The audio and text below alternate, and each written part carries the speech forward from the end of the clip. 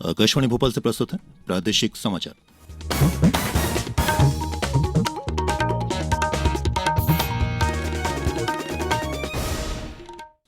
नमस्कार, समाचारों के साथ मैं प्रशांत सेंगर। सबसे पहले इस बुलेटिन के मुख्य समाचार। केंद्रीय सड़क परिवहन और राजमार्ग मंत्री नितिन गडकरी आज रीवा में 6 लेन टनल का लोकार्पण करेंगे। मुख्यमंत्री शिवराज सिंह चौहान ने कहा, किसानों को आधुनिक कृषि का प्रशिक्षण दिलवाया जाएगा। प्रधानमंत्री नरेंद्र मोदी ने भारत की G20 की अध्यक्षता को पूरे देश की ताकत को दिखाने का महत्वपूर्ण अवसर बताया।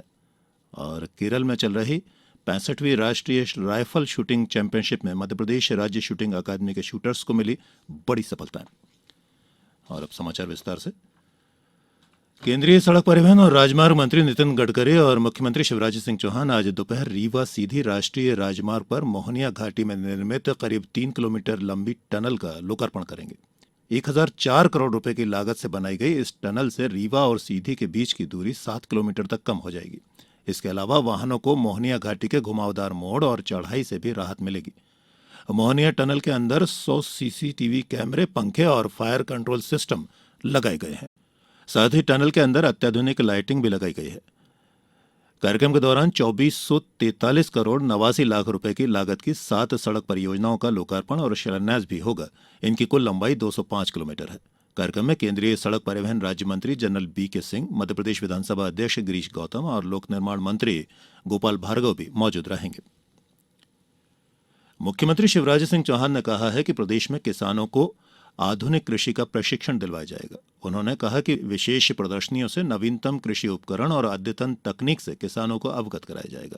मुख्यमंत्री ने कहा कि किसानों के कल्याण के अधिकतम कार्य कैसे किए जाएं, इसके लिए निरंतर चिंतन चल रहा है। श्री चौहान कल किसान गौरव सम्मेलन को संबोधित कर रहे थे। मुख्यमंत्री ने कहा कि किसानों के हित के लिए मध्यप्रदेश में निरंतर कार्य किया जा रहा है। अंग्रेज और नवाबों के शासन और पूर्व की सरकारों के प्रयासों को मिलाकर वर्ष 2003 तक प्रदेश में सिर्फ 7,50,000 हेक्टेयर क्षेत्र में ही सिंचाई क्षमता विकसित हुई थी। वर्तमान में सिंचाई क्षमता बढ़कर 45 लाख हेक्टेयर हो गई है। अब इसे 65 लाख हेक्टेयर तक बढ़ाने का लक्ष्य है। प्रदेश के प्रत्येक इलाके में सिंचाई योजनाएं भी लागू हैं और सिंचाई क्षमता के विस्तार का कार्य भी लगातार किया जा रहा है। प्रदेश भर में आयोजित सड़क सुरक्षा सप्ताह कल समाप्त हो गया। इस मौके पर सभी जिलों में विभिन्न जागरूकता कार्यक्रम आयोजित किए गए। आगरमालवा से हमारे संवाददाता ने बताया है कि आगरमालवा और सिसनेर महाविद्यालय में कल यातायात जागरूकता कार्यक्रम आयोजित कर विद्यार्थियों को शपथ दिलाते हुए सड़क सुरक्षा जीवन संबंधी जानकारी प्रदान की गई। वहीं नर्मदापुरम में यातायात सुधार और सड़क सुरक्षा के दृष्टिगत नर्मदापुरम कलेक्टर नीरज कुमार सिंह ने कल कलेक्ट्रेट कार्यालय में शासकीय अधिकारी कर्मचारियों को शपथ दिलाई। धार में भी सड़क सुरक्षा को लेकर कल जागरूकता कार्यक्रम आयोजित किए गए।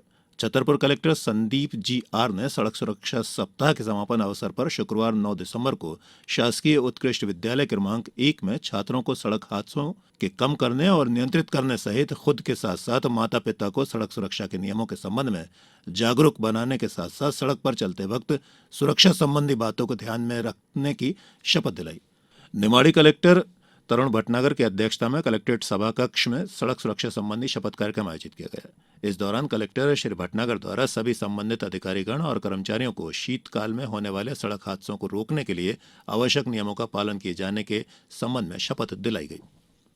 पन्ना जिले की तिलगवा बीट में बीते दिनों बाघ के शिकार करने के मामले में वन विभाग ने कल मुख्य आरोपितों इंद्रपाल सिंह और प्रतिपाल सिंह को गिरफ्तार कर लिया है। आरोपियों को मुख्य न्यायिक मजिस्ट्रेट न्यायालय में पेश किया गया, जहां से दोनों आरोपियों को 13 दिन की न्यायिक हिरासत में भेज दिया गया है। छतरपुर वन संरक्षक संजीव झा ने बताया कि दोनों आरोपियों से पूछताछ की गई है। दोनों ने बताया कि उन्होंने फसलों से बचाव के लिए जंगली जानवरों के लिए तार का फंदा लगाया था, लेकिन इस फंदे में बाघ फंस गया।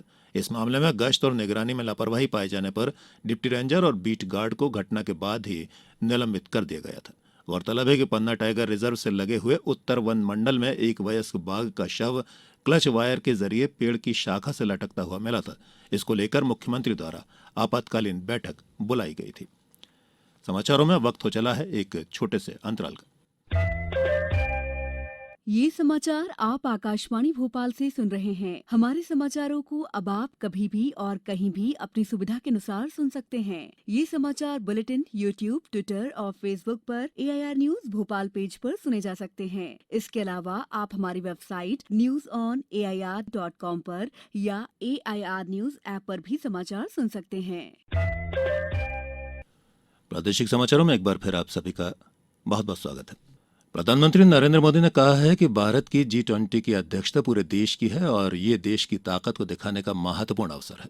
उन्होंने टीम वर्क के महत्व पर जोर दिया और G20 के विभिन्न कार्यक्रमों के आयोजनों में राज्यों से सहयोग की अपेक्षा की। प्रधानमंत्री ने कहा कि G20 की अध्यक्षता में पारंपरिक बड़े महानगरों से हटकर भारत के अन्य हिस्सों को सामने लाने और देश के प्रत्येक हिस्से की विशेषता प्रदर्शित करने में मदद मिलेगी। श्री मोदी ने कल राज्यपालों, मुख्यमंत्रियों और केंद्र शासित प्रदेशों के उपराज्यपालों के साथ G20 की अध्यक्षता से जुड़े विभिन्न पहलुओं पर वीडियो कॉन्फ्रेंस के माध्यम से आयोजित बैठक की अध्यक्षता करते हुए ये बात कही। उन्होंने राज्य और केंद्र शासित प्रदेशों से इस अवसर का उपयोग करने पर भी जोर दिया ताकि वे व्यापार, निवेश और पर्यटन स्थल के रूप में स्वयं को स्थापित कर सकें।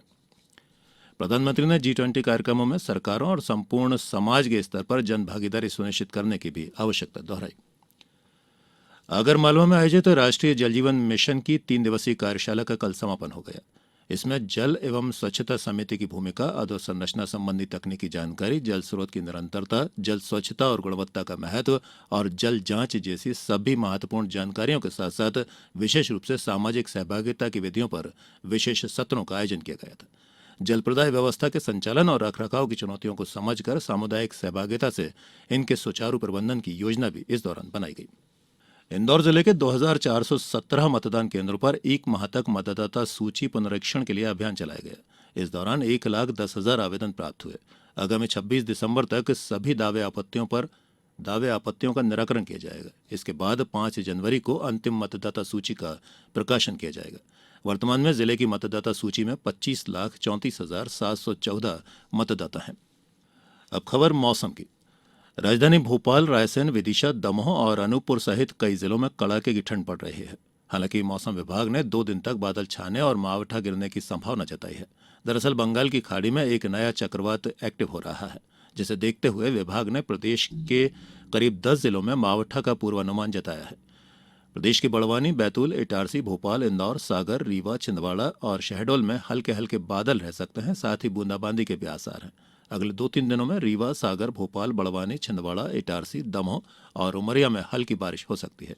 इसी दिन शाम तक बड़वानी, इंदौर, भोपाल, सागर, रीवा, सिंगरौली, बैतूल और खंडवा में भी बादल छाने से बूंदाबांदी होने की संभावना है। खेलों की बात करते हैं। केरल के तिरुवनंतपुरम शूटिंग रेंज में चल रही 65वीं राष्ट्रीय राइफल शूटिंग चैंपियनशिप में मध्यप्रदेश राज्य शूटिंग अकादमी के शूटर्स ने मेंस टीम इवेंट में सोने पर निशाना साधा है। अकादमी के ऐश्वर्य प्रताप सिंह तोमर, हर्षित बिंजवा और गोल्डी गुर्जर की तिकड़ी ने 50 metre rifle senior men's team event में स्वर्ण पदक हासिल किया। इसके अलावा 50 metre rifle 3 position senior men's civilian team event में अकादमी के अमित कुमार, हर्षित बिंजवा और याकूब सिद्दीकी ने भी स्वर्ण पदक हासिल किया।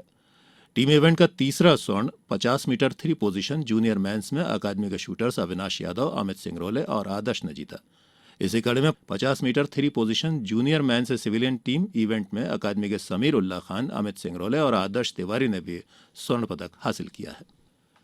उधर बांग्लादेश और भारत के बीच तीसरा 1 दिवसीय अंतर्राष्ट्रीय क्रिकेट मैच आज चटगांव में खेला जाएगा। ये मैच दिन में 11:30 बजे शुरू होगा। बांग्लादेश 2-0 की बढ़त बनाकर श्रृंखला पहले ही जीत चुका है। और इस बुलेटिन के कुछ समाचार संक्षेप में। वन मंत्री डॉक्टर कुंवर विजय शाह ने कल खंडवा में अधिकारियों और नागरिकों से चाय पर चर्चा करते हुए खंडवा शहर के विकास के लिए अपने महत्वपूर्ण सुझाव दिए। सीहोर जिला प्रशासन द्वारा आगामी 15 दिसंबर को खेल मैदान रेहटी में वृहद रोजगार मेले का आयोजन किया जाएगा।